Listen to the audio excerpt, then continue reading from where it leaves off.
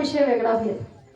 कारण 84 लक्ष येवणे आणि प्रत्येक येवणीला कोटी कोटी. पण काही ठिकाणी कोटी हा शब्दाला प्रकारही म्हणतात, संस्कृत भाषेतला शब्द आहे. एक एक येवणी कोटी कोटी फेरा.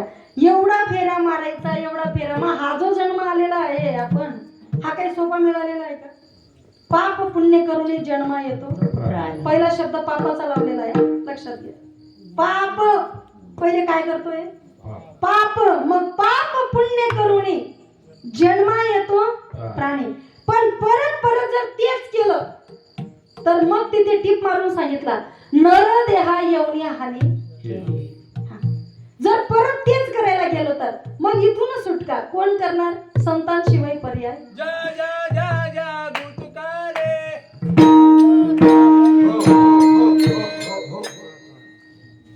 बोलू द्या ना, काय विषय.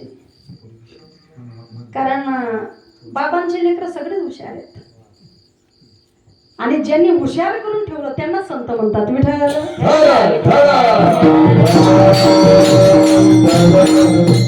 तुम्हाला सांगू का, हा प्रकार फक्त पुरुषांमध्ये नाहीये. जेव्हा आमच्या महिला माता आहेत ना, शेतामध्ये कामं करतात ना, निंदतात, कापूस वगैरे काढतात, कांदे खाण्याचं काम करतात, टरबूज काढतात, तेव्हा सुद्धा जर एखादी साधक बाई एखाद्या साधकाची जर जोड बसून गेली, त्या सुद्धा चर्चा संसार रूपाच्या कमी करतात आणि परमार्थाच्या जास्त करतात. विशेषतः का माहितीये का, हे गुण आहेत जे आपल्या अंगी देऊन ठेवलेलं आहे ना, हे त्याचे परिणाम आहेत. म्हणून माणूस काय माहितीये का, बोलकर राहिल्यानंतर आहे ना, ते अजून ऑटोमॅटिकली शब्द त्या कीर्तनकारापेक्षा बसलेल्यांचा आणि उभं राहणाऱ्यांच्या मनामध्ये जास्त प्रमाण साठवलेले असतात. कारण प्रत्येक शब्दाला प्रमाण आहे. प्रत्येक शब्दाला असा एकही शब्द नाही की त्याला प्रमाणच नाही. फक्त काय होतं माहितीये का, टाइमाची मर्यादा सांभाळून मग ते पुढे पुढे. कारण एक प्रमाण पडल्यानंतर विषय फाकत जातात किंवा वाढत जातात. एवढंच असं रे, बाकी काही नाही. विठ्ठल.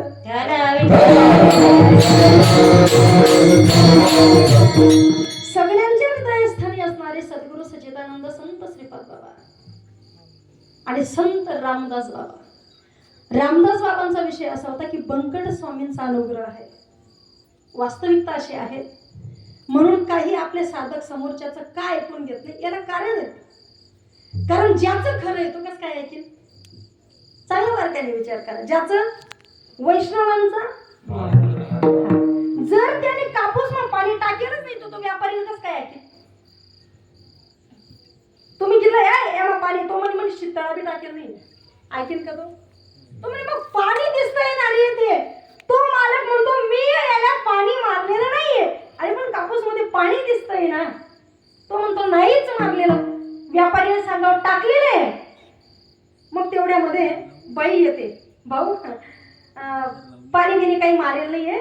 त्या पोरी पोरी खीर आणतात ना, सांडे की आपली, आणि तेच तुम्हाला हातमा लागेल. खेडपोरांचा, चांगल्या माणसाचा नाही. पण त्या लेकराने आदलीवर पाणी पितं सांडल्यामुळे, लेकरांचा एकमेकांची पाणी खेळल्यामुळे, आणि नेमकं ती जिया जागेवरती पाणी तिथेच व्यापाऱ्याचा हात गेल्यामुळे गोंधळ कसा आहे. मधला जो प्रकार आहे आपल्यामध्ये बी तेच चालू आहे. सगळे आहेत अगदी चांगले, पण पाणी मारणारा दुसरा जे गुंजाई तिसराच राहिला. विठ्ठल.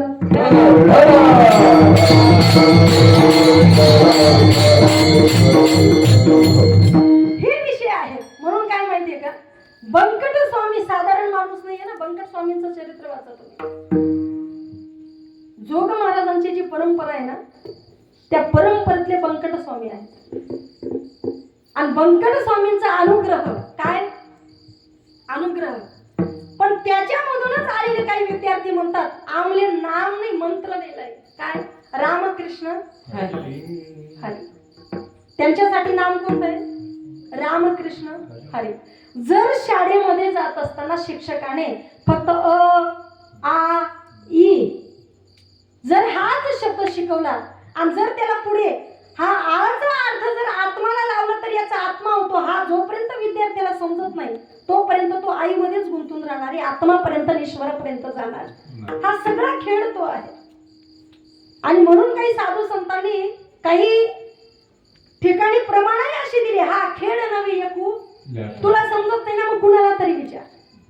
तुला कळत नाही ना, मग कुणाला तरी विचार, म्हणजेच तुला त्याचा अर्थ समजेल. बंकट स्वामींची जी परंपरा आहे, रामदास स्वामी अनुग्रह होते रामदास बाबा, आणि रामदास बाबांची भेट, श्रीपाद बाबा आणि रामदास बाबा दोघांची भेट झाली. आणि भेट झाल्यानंतर आता वास्तविकता बंकट स्वामींचा जर ते शिष्य आहेत, ते काही अज्ञान असतील का? काही काही आपल्यामध्ये लोक असे आहेत की त्यांना वाचता लिखता पण येत नाही, पण चांगल्या कीर्तनकारला बी बोलू देतात नाही. का? शिष्य कोणाचा आहे? हा, वाचता लिहिता मी स्वतः तिसरी पास आहे, पण पास आहे बरं, नापास नाही व्हायला, चौथी मा 3च महिना जायला.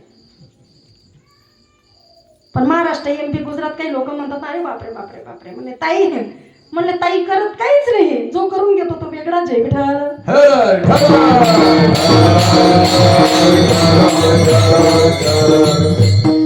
तिथे पण शब्द आहेत, साडून घे मंजूळ बोलत असे.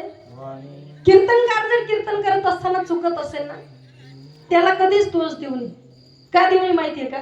इथे आल्यानंतर तो काय बुद्धी देऊन टाकेल बोलायची सांगता येत. तुमचं पाठांतर केलेलं अभंग, आता बघा ना, अभंग रचना दुसरी होती, 2 मिनिटात अभंग चेंज झाला, 2च मिनिटात दुसरा अभंग सांगितला होता.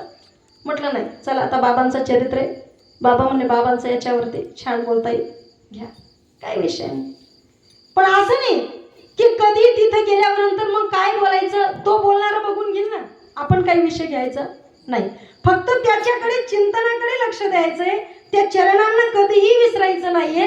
इतकं ज्या साधकाने केलं तो अमर झाला. विठ्ठल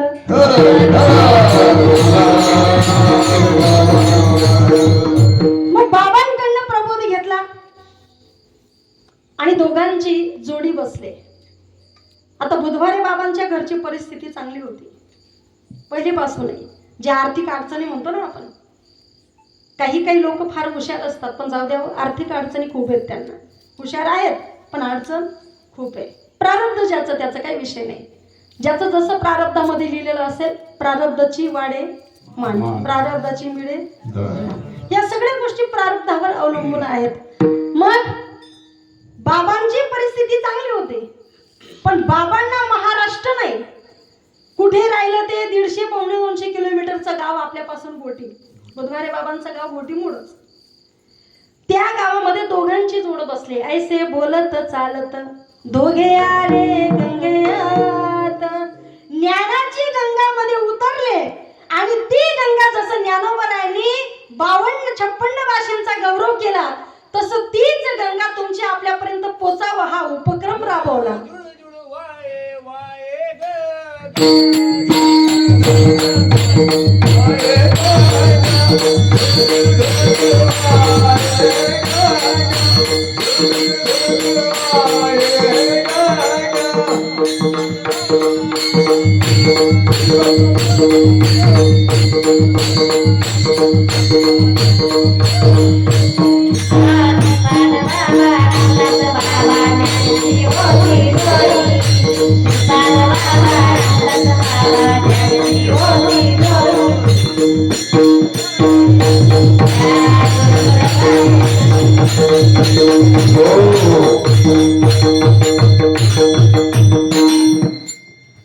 दोघांची जोडी आहे आणि काम जोडीनेच होतात.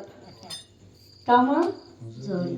येडेत का संत? ऐशी जोडी कैसी ऐसी. परमार्थात असो का संसारात असो, जोडी शिवाय मजा. हा, जोडी पाहिजे. आणि ज्याला जोडी नाही मग देशासाठी तो कार्य करत राहतो असंही नाही, पण जोडी महत्वाची. जगातील उत्पत्ती स्थिती लय निर्माण करणारे देव, बरं का. देवांना पण जोड्यांची गरज आहे, गरज नाही पडली. देवांचेही देव महादेव म्हणतो आपण. कोणाचा देव? देवांचाही देव. कारण ही देवांची परंपरा आहे. आपला जो संप्रदाय आहे ना, संत परंपरा आणि देव परंपरा. पण देवांची परंपरामध्ये विषय असा होता, आदिनाथ उमा मच्छिंद्राला आदले सहज सिद्धी, तेची प्रेम मुद्रा गोरक्षादी दे, गोरक्ष ओढला गहनी प्रसादे निरोधी दाता. पण ज्ञानदेवा सार ज्ञानोबा रायांपर्यंत जी मागची देवांची जी परंपरा, ती फक्त एकाने एकाला सांगावं. दुसऱ्याचा संबंध फक्त एकानेच एकाला सांगावं. पण माऊली वैष्णव ज्ञानोबरायांनी म्हणजे साक्षात श्री हरी विष्णू त्यांनीच आपल्यावरती कृपा केली. म्हणे देवा, जर एकानेच एकाचा उद्धार केला तर या अनेकांचा उद्धार कसा होणार, यांचं काय होणार. मग यांचं असं चालूच राहणार. किती वेळा जन्मायावे किती भावे फजित. अरे यांचं असंच चालू राहणार आहे. मग काय करावं.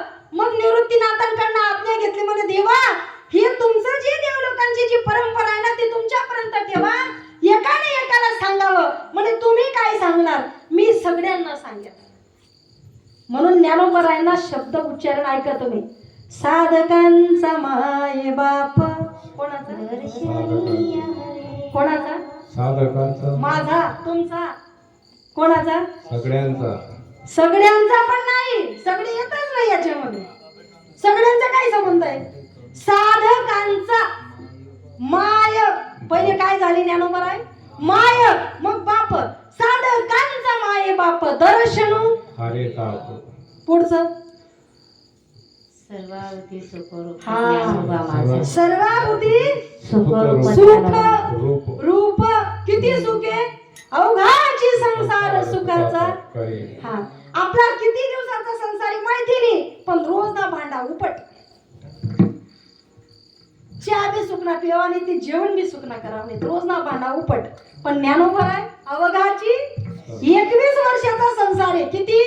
21 पण नाही, 10 वर्ष गेले खाली. 11 वर्षाचा संसार आहे. किती? 11 वर्षापासून पुरुषार्थ सिद्धी चौथी घेऊन या फुले हाती रिगाला भक्ती पंथी जगा देत. या जगाला ज्ञान अमृतामध्ये नाहून टाकलं आणि ते ज्ञानोबरायांनी या जगाला सर्वस्वी मोकरं करून टाकलं. जो जवळ येईल, जे जया पाहिजे ते आहे रे. तुमच्या जवळ जे आहे ना, तुम्ही फक्त एक काम करा. त्याच्यामध्ये काही तुकोबराय सांगतात, घातला दुकान. संतांनी दुकान टाकलं. काय टाकलं? दुकान. कशाचं दुकान? आपले प्रत्येक आहेत. माझं स्वतःचं किराणाचा विषय जाऊ द्या.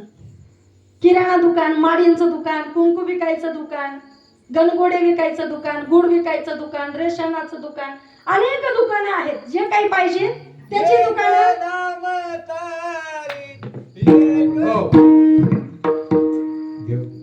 विठाला विठाला विठाला.